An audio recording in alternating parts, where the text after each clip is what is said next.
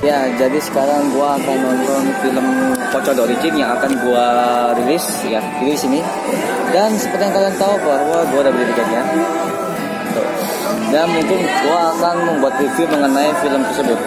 Oke, nanti kalian tunggu aja di channel YouTube gua, Mario Angelo. Stay tune guys.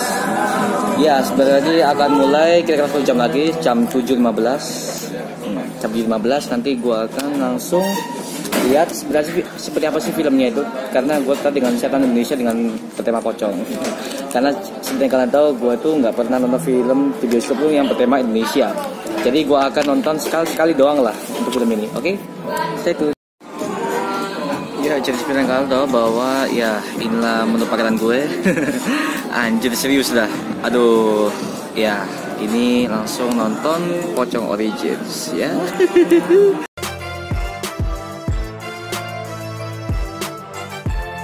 Oke, seperti yang kalian tahu bahwa kemarin gue habis nonton Pocong Origins ya, film horor Indonesia buatan karya Monty Tiwa. Ya, bagi kalian belum nonton ya, spoiler alert, bagi kalian belum nonton, mending kalian nonton dulu filmnya karena bener-bener seru banget dan memberikan kesan horor yang sangat-sangat signifikan banget lah. Oke, jadi kalian harus nonton filmnya dulu baru kalian bisa kembali ke video ini.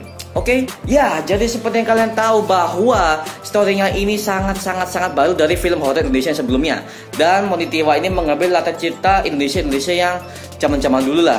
Jadi era-era tahun 19-an dimunculkan di film ini. Nah, diceritakan seorang yang bernama Ananta yang sedang dipenjara di sebuah benteng karena dia itu adalah seorang pembunuh berantai yang sudah membunuh banyak orang. Kemudian dia itu dieksekusi mati oleh pemerintah.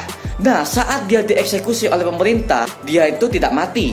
Para penjaga sipilnya ini meminta bahwa putrinya yang bernama Sasti akhirnya diundang oleh mereka untuk meminta bantuan agar jenazah si ayahnya ini akan dibawa pulang ke kampung halamannya. Tapi masalahnya mereka minta bantuannya utamanya saat itu adalah mengabarkan bahwa ayahnya pada saat dieksekusi, ayahnya belum mati.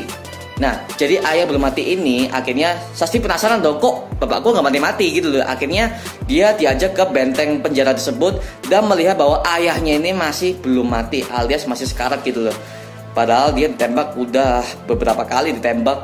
Padahal sebelumnya dia tuh udah dieksekusi selama 2 kali dalam 2 hari. Tapi masalahnya tidak ada perubahan sama sekali dan dia tidak mati-mati. Nah, ini menceritakan banget dong. Kenapa kok manusia biasa kok ditembak ini dia nggak mati-mati? Nah, pasti ada apa-apanya nih. Mungkin pemahaman orang-orang seperti itu juga ya. Mungkin ya, kalau gue sih seperti itu. Oke, mari kita lanjut. Jadi pada saat story-nya itu, dia itu ternyata memiliki ilmu panas patih alias memiliki ilmu hitam. Jadi dalam backstory-nya ini ada backstory-nya itu di mana Sasti ini ya diberikan sebuah ukulele alias kentrung lah bahasa Jawanya gitu, kentrung lah. Gue bacanya ukulele aja lah, ukulele, oke, ukulele. Jadi seperti yang kalian tahu bahwa dalam scene itu diceritakan bahwa Sasti ini belajar ukulele bersama ayahnya sampai dia ya remaja gitu lah. Tapi semenjak dia remaja, ayahnya tiba-tiba menghilang. Dan ayahnya tiba-tiba menghilang ini tidak diceritakan secara detail di film ini. Tapi intinya pokoknya ayahnya ini belajar ilmu hitam kepada seseorang tua lah di kampung halaman di situ. Tapi ya dengan seiring berjalannya waktu ternyata dia ini memiliki ilmu panas patih yang diturunkan langsung oleh gurunya sendiri. Nah, jadi ya pokoknya ayahnya mengambil alat ilmu hitam sehingga dia bisa menguasai beberapa elemen-elemen yang akan bisa menguasai seluruh alam-alam goib gitu loh. Tujuannya seperti itu kalau yang gua baca di Wikipedia. Nah, pada akhirnya itu langsung jenazah ayahnya ini dipocongin, langsung dibawa ke kampung halaman yang ada di Cipanas. Gua lupa sih soal lokasinya di mana, tapi ya seperti itulah intinya. Ya, perjalanannya itu sekitar berapa jam, 9 jam sampai dari pagi sampai malam. Nah, malam akhirnya mulai teror. Nah, jadi tokoh yang bernama Yama ini yaitu dia itu seorang penjaga sipil juga, tapi dia itu masih junior. Nah, dia itu langsung ditugaskan untuk mengantar Santi dan jenazah ayahnya ini dibawa ke kampung halamannya. Dan sepanjang perjalanan itu dia itu mengatakan bahwa kok ayahnya bisa mati begini. Terus dia tuh mendengar gosip bahwa ayahnya itu pernah mendalami ilmu hitam. Itu menurut para pers, menurut para media. Tapi masalahnya Santi ini tidak percaya bahwa Santi itu mengatakan bahwa bapakku ini, ayahku ini, yang aku tahu ayahku ini adalah sangat baik kepadaku aja. Aku nggak tahu ayahku yang sebenarnya gimana. Karena dari kecil dia itu ditinggal sama ayahnya, dan dia itu diolok-olok dari kecil sama teman-temannya bahwa dia itu adalah anak pembunuh berantai. Pokoknya dia itu diajar dengan karena ayahnya itu, nama baik ayahnya itu udah tercemar gitu loh, karena ayahnya itu ya, pokoknya begitulah. Jadi pada malamnya itu Yama ini terkena teror yang sangat-sangat mengerikan karena mereka membawa jenazah ayahnya yang masih dirasuki oleh Banaspati itu sendiri. Jadi gue menangkap ada sisi kerasukan ya di sini. Kerasukan dalam arti setelah dia mati, iblis itu tidak keluar bersama dengan dia, gitu loh. Jadi ada scene di mana Santi bertemu dengan ayahnya. Dan pada saat itu Yama kan sedang mencari pertolongan karena mobil itu mogok lagi. Jadi Yama ini mencari bantuan ke luar sana, sementara Santi itu menjaga mobil jenazah itu sendiri. Tapi pada saat Santi keluar dari mobil, dia melihat ada bayangan ayahnya. Bayangan ayahnya itu mengambil dia. Terus arwah ayahnya ini mengatakan bahwa cepetan mereka harus sampai ke tujuannya, karena sesuatu hal buruk akan terjadi jika mereka tidak sampai ke tempat tujuan sebenarnya. Nah, jadi Santi ya, kok kenapa ayah, kenapa harus sampai ke situ dengan cepat? Apa alasannya? Nah, pasti begitu. Tapi arwah ayahnya ini tidak menjelaskan apapun, apa dampak terburuknya gitu loh. Jadi kebanyakan dari film ini, kebanyakan ditonjolkan itu adalah horor satu, dan hubungan antara ayah dan anak. Jadi adalah hubungan antara orang tua dan anak gitu loh. Jadi ini membangun chemistry baru, horor terbaru dengan antara orang tua dengan anak. Jadi ya begitulah. Oke, lanjut kita ke scene berikutnya. Oke, jadi scene berikutnya mereka akhirnya sampai ke desa itu, yang dimana sebelumnya desa-desa itu mengalami kejadian-kejadian aneh. Setelah Pak Lurah itu mengatakan bahwa jenazahnya Ananta ini akan dibawa ke pedesaan itu dan dikuburkan di sana. Dan banyak kejadian hal aneh seperti Pak Lurahnya tiba-tiba bunuh diri, atau terus banyak kejadian aneh terus istrinya Pak Lurah pasti itu kesurupan.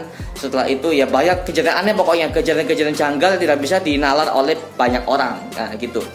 Jadi ya gue menangkap ada sisinya kutukan ya, kutukan yang berkelanjutan dari iblis itu sendiri. Jadi iblis Banaspati ini intinya dia itu tidak mau tubuh ayahnya, tubuh Ananta ini dikubur di sana. Nah gitu. Jadi seolah iblis ini ingin memakai tubuhnya Ananta, meskipun tubuhnya Ananta ini sudah mati, tapi dia ingin memanfaatkan tubuhnya. Nah begitulah ininya.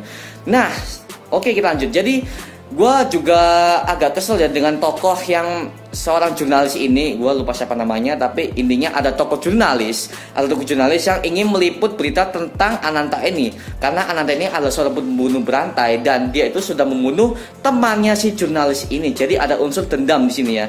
Jadi pada saat itu si jurnalis ini ngotot banget ingin meliput berita tentang Ananta, dengan kematian Ananta ini. Tapi masalahnya dia itu juga meliput berita Ananta ini dengan skala pembalasan dendam, karena ya lah, temannya mati, terus keluarganya juga dibantai sama Ananta itu sendiri. Nah pokoknya seperti itu. Tapi menurut gua kalau tokoh ini dihilangkan dari story, nggak akan berpengaruh ke dalam ceritanya, karena gua lihat dari tokoh ini nggak terlalu penting si jurnalis ini. Jadi kalau dia misalnya dihilangkan dari storynya ini, tidak akan berpengaruh di ini ceritanya.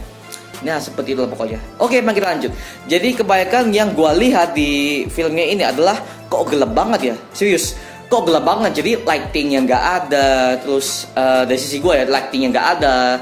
Jadi semua hutan itu ya memang gelap. Cuman ya lu masa buat film gitu ya gelap semua, kan kasihan orang yang nonton gitu. Jadi mungkin mereka tidak menambahkan lighting agar terkesannya lebih real.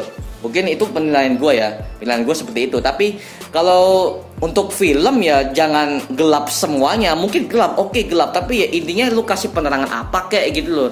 Jadi yang nonton tuh enjoy, ya mengerti gitu. Jadi ininya Monty Tiwa di sini tuh ingin memberikan kesan horor yang lebih dark dari sebelumnya. Nah begitu. Karena jujur aja film genre pocong seperti ini tuh jarang banget di Indonesia, karena dia menerapkan di sisi interviewnya pada saat itu bahwa dia ingin menerapkan sisi horornya yang seperti film pocong tahun 2005. Nah film pocong tahun 2005 itu tuh sebenarnya itu dia kan sebenarnya film itu udah dilarang beredar oleh pemerintah karena mengandung hal-hal yang sara yang keterlaluan banget lah. Jadi tidak lulus sensor aslinya gitu loh. Jadi ya filmnya tidak bisa rilis ke Indonesia.